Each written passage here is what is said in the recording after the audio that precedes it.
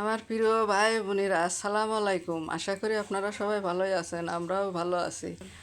আজকে আমি বানিয়ে দেখাবো নতুন একটা ইউনিক জিনিস। হাঁস বানাবো, শুকনো চালের গুঁড়া দিয়া হাঁস বানাবো। তো এই হাঁস নতুন একটা জিনিস বানাবো, আপনারা সবাই দেখতে থাকেন। আমি বিসমিল্লাহ বলে শুরু করলাম। পানিতে প্রথমে লবণ দিয়ে দিলাম। এখন পানিটা বলক চলে এসেছে। এখন আমি দিয়ে দেবো চালের গুঁড়ো। চালের গুঁড়োটা দিয়ে একটু চালের গুঁড়ো উপরে একটু করে ঢাকনা দিয়ে একটু সিদ্ধি করে দেবো মাঝখানে, যাতে পানিটা উতলে গিয়ে চারপাশে ওঠে। ওই শুকনো চালের গুঁড়ো সেদ্ধ হতে একটু সময় লাগে। আমি 2 মিনিট মতো ঢেকে রাখবো। 2 মিনিট পরে আবার চলে এসেছি, পানিটা উপর দিয়ে উঠে গেছে। এখন আটাটা সিদ্ধ হয়ে গেছে। এখন আমি নেড়ে ছেড়ে সুন্দর করে নামিয়ে নেব। নামিয়ে নিয়ে আটাটা ছেনে নেব। আটাটা খুব সুন্দর কাড়া হয়েছে। এইভাবেই আটাটা সিদ্ধ করতে হয়। চালের গুঁড়োর আটা একটু ভালো সিদ্ধ না হলে রুটি মুটি বেলতে হয়, ভালো হয় না। আটাটা হয়ে গেছে। এখন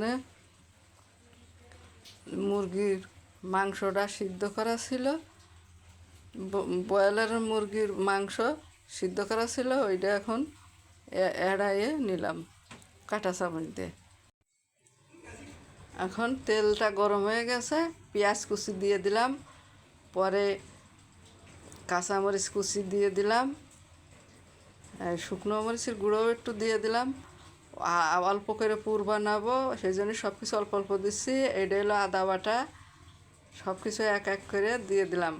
আর রসুন কুচি আর পেঁয়াজ কুচি আগে দিয়ে দিছি, ওর সাথে রসুনও আছে। এখন এগুলো নেড়ে চেড়ে নিতে হবে। নিয়ে মুরগির মাংসটা কিমা করে রাখা আছে ওইটা ওর ভিতরে ঢেলে দেবো, দিয়ে একটু নেড়ে চেড়ে তারপরে আলু সিদ্ধ করে করা আছে ওর সাথে মিক্সড করে নিয়ে একটা পুর হয়ে যাবে। সেই পুর দিয়ে এটা বানানো হচ্ছে নারকেল দিয়ে, অনেকেই বানায়। আমি আজকে বানাবো। একটু লবণ দিয়ে দিলাম, আমি স্বাদ মতো লবণ দিয়ে দিলাম। আমি আজকে বানাবো এই ওই যে মাংস কিমা করা ছিল ওইটা ছেড়ে দিচ্ছি ওর ভিতরে, দিয়ে নেড়ে ছেড়ে তারপর আলু সিদ্ধ করে ছানা আছে ওর সাথে মিক্সড করে নেব। এই আলু নারকেল দিয়ে মিষ্টি দিয়ে বানালে ডায়াবেটিস রোগী খেতে পারে না, সেই জন্যে আমি আজকে ঝাল দিয়ে বানাবো। পুরোটা ঝাল দিয়ে বানিয়ে নিছি। এখন এই আলুটা দিয়ে দিলাম। আলুটা দিয়ে ভালো করে ওর সাথে মিক্সড করে নেব, নিয়ে তারপরে আমি পুর বানানো হয়ে যাবে।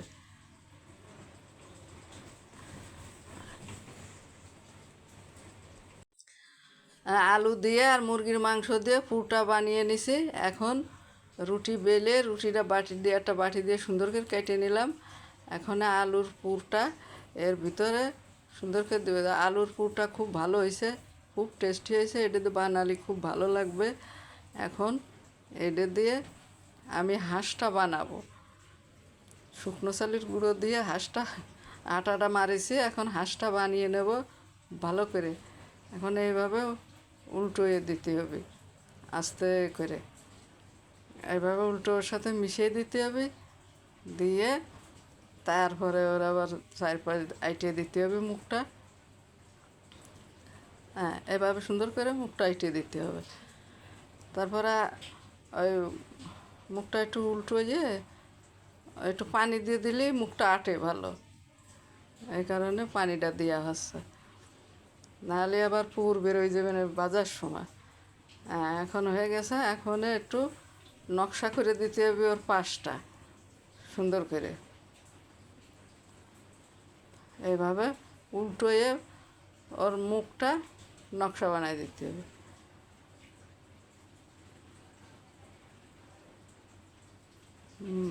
ভালো দেখা যায় এই ডিজাইনটা, এই জন্যে। এখন ওর পিছন সাইড একটু পানি লাগাই দিতে হবে।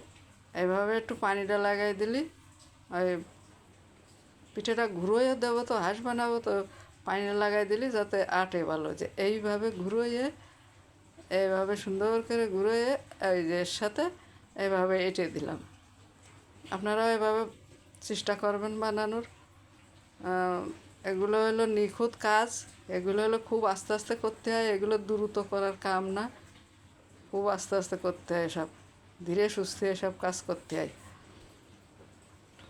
এখন আমি ওর মাথাটা বানাবো। ছোটো করে একটা লেচি নিয়ে এভাবে আমি ওর মাথাটা বানিয়ে নেব।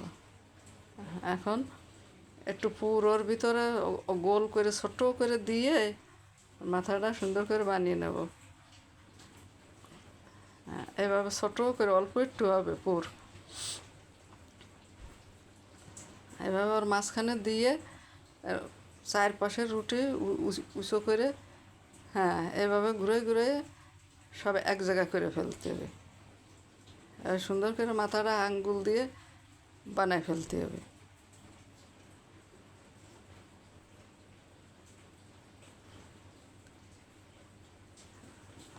এই তো হয়ে এসেছে মাথাটা বানানো।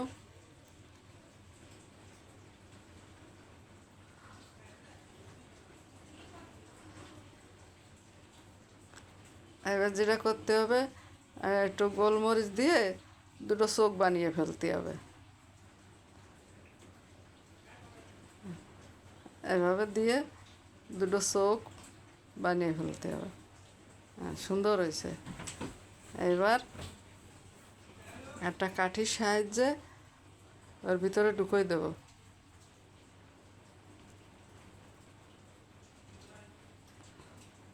হ্যাঁ হয়ে গেছে। একটা কাঠির সাহায্যে ওর ভিতরে ঢুকিয়ে দেবো।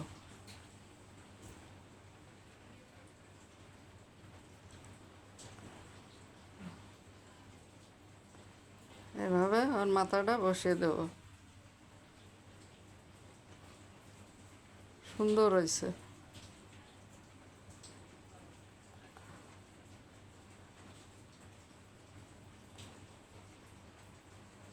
এবার লেজটা একটু, হাঁসের একটা লেজ আছে, লেজটা একটু সুন্দর করে কাঁটা চামচ দিয়ে পিছন দিকে করে দিতে হবে। সবগুলো হাঁস আমার বানানো হয়ে গেছে। এবার এক এক করে তেলে ভেজে নেব। অনেকে আছে ভাপেও সিদ্ধ করে, আর অনেকে আছে তেলে ভাজে। তেলে ভাজাটাই মুখরুচি খাবার বানাতে গেলে তেলে ভাজতে হবে, এই কারণে তেলে ভাজা এলো।